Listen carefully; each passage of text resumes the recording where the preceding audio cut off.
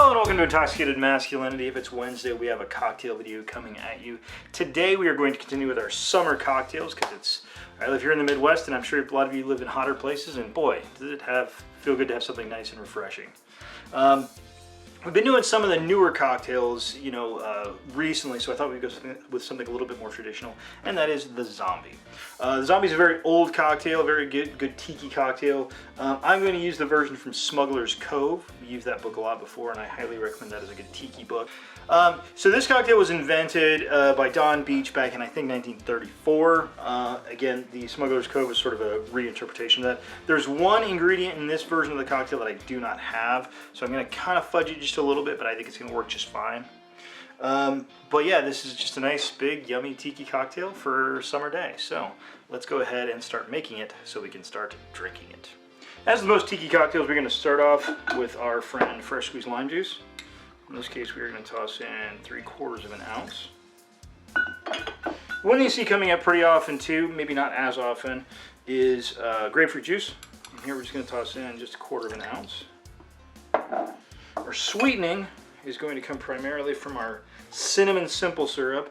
So this is essentially just a regular old simple syrup, except you put some cinnamon sticks in with the simple syrup while you're making it, and then I toss a few in the glasses or in the bottle as well. We're just going to toss in 1/4 of an ounce of that.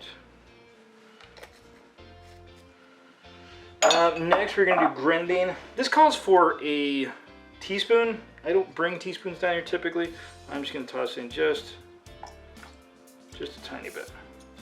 It's going to provide a little bit of sweetness. Mostly it's going to provide color though. Next we're going to toss in 1/2 ounce of our Velvet Falernum. Oh, it smells really good.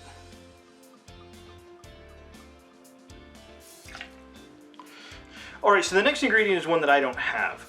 So the next ingredient is going to be 2 dashes of Herbstura or Herbstura, depending on how you prefer to pronounce it. It is basically a 1-to-1 combination of Angostura bitters and Herbsane, which is an anise flavored liqueur. I couldn't get a hold of any. So what I'm going to do is I'm going to toss in 2 dashes of just regular old Angostura bitters. Actually, I'm going to toss in 3. My dasher has been kind of light lately for some reason. And then, since I don't have Herbsane, I've got my little absinthe spray, so I'm just going to toss in 3 little squirts of absinthe, and then we're going to move on to our rums. So Smuggler's Cove is very specific about what kinds of rums it wants you to use. It provides a bunch of categories, so I've stayed in that category as much as possible. So first we're going to start off in Venezuela, and we are going to use our Diplomatico Reserva, and that is going to be 1.5 ounces. And again, you can go through this book and see what other options it has available. I felt like Diplomatico was kind of among the better options, so that's the one I went with.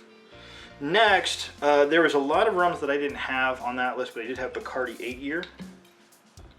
I believe this is a column still aged rum. So we're going to do 1.5 ounces for Bacardi 8-year. As you can see, this cocktail is not for the faint of heart. And we're going to finish off with an overproof. In this case, I'm going to use Hamilton 151. So this is going to be a Demerara rum. They always have got a very unique sort of flavor profile to them. And we're going to toss in 1 ounce of our overproof. So, now I think we should get some ice in here and shake it up. Okay. Let's give that guy a good shake.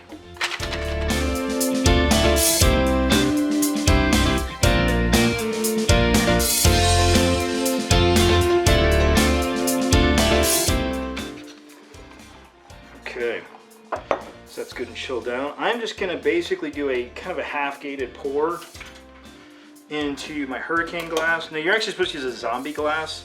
As far as I know, a zombie glass just kind of looks like a little bit bigger version of a Tom Collins glass. This is going to work fine. So, then we're just going to let some of our ice go in there. Just top that thing off.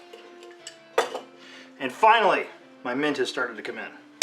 Just give it a good slap. Toss that right in there next to your straw so you kind of get a nose full of that as you're going in. So that is the zombie. Let's see what we think of it.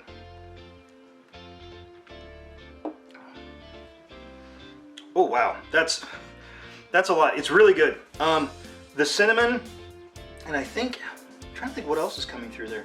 Definitely getting the velvet falernum and a little bit of the bitters.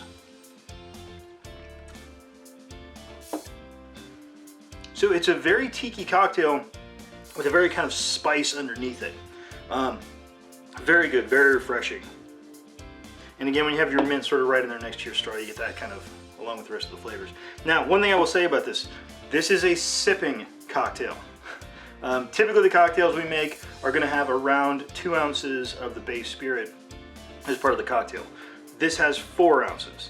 So this is double. This is basically 2 of what your average drink is going to be. So sip carefully.